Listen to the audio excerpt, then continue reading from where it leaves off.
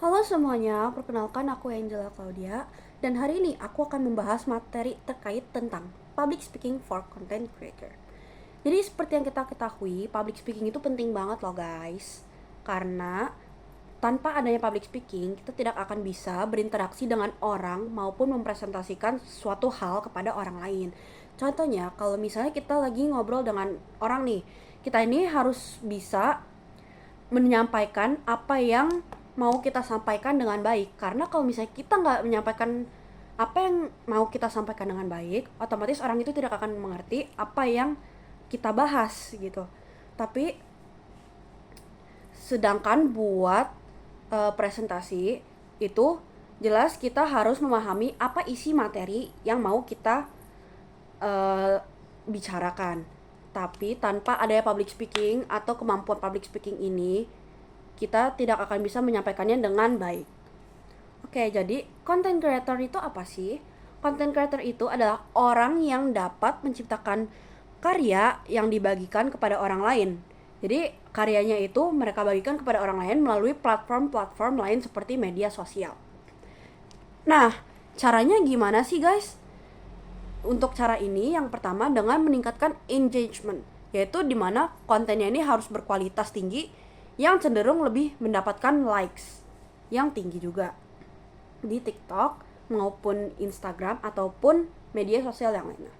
Lalu yang kedua itu membangun kredibilitas, yaitu dengan melakukan konten yang menarik dan dapat informasi yang berguna di dalam konten tersebut. Yang ketiga dengan mempertahankan audiens. Kalau misalnya audiens kita nih udah tertarik dalam satu konten kita nih, tentu aja kita bakal membuat konten yang serupa dengan apa yang video kita udah booming. Nah, dengan itu kita harus membuat audiens kita tuh tetap tertarik dengan video-video kita. Nah, dengan ini orang-orang akan banyak yang kembali untuk melihat lebih banyak konten-konten yang ada di akun kita itu. Tips dari konten yang menarik ini, kita harus memiliki hook atau pembuka, isi konten, dan call to action. Nah, sekarang aku akan memberikan tips untuk membuat shareable content. Yang pertama adalah ciri-cirinya. Ciri-ciri dari shareable content itu kayak gimana sih? Jadi, ciri-cirinya yang pertama itu adalah konten yang menghibur, informatif, dan menginspirasi. Lalu yang kedua adalah konten yang relevan dengan tren yang saat ini. Misalnya nih yang sedang booming nih apa nih? Misalnya yang sedang booming tuh tentang yang di TikTok itu ya, yang sedang booming ini tentang yang yare-yare itu, kalian tahu gak? Nah, itu bisa menjadi salah satu contohnya.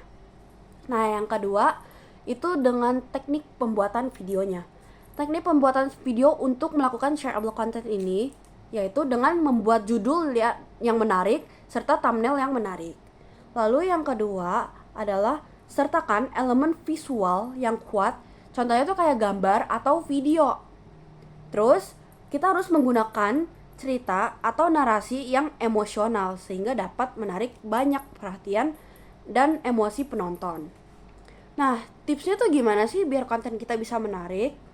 Nah, kita nih harus punya perencanaan yang matang, alias kita nih harus merencanakan apa yang mau kita bahas dengan matang.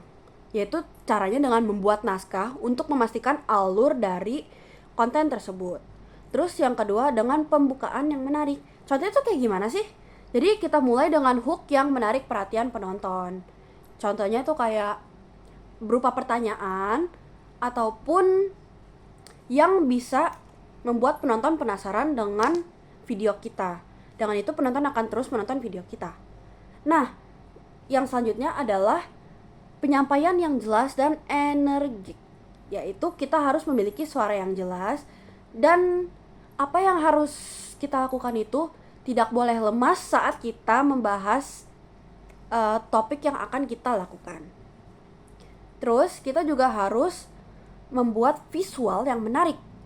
Contohnya nih, kita bikin grafik ataupun visual yang menarik agar bisa menarik perhatian penonton kita. Nah, yang paling penting ini adalah ekspresi wajah. Ekspresi wajah itu juga dibagi jadi 3 loh guys.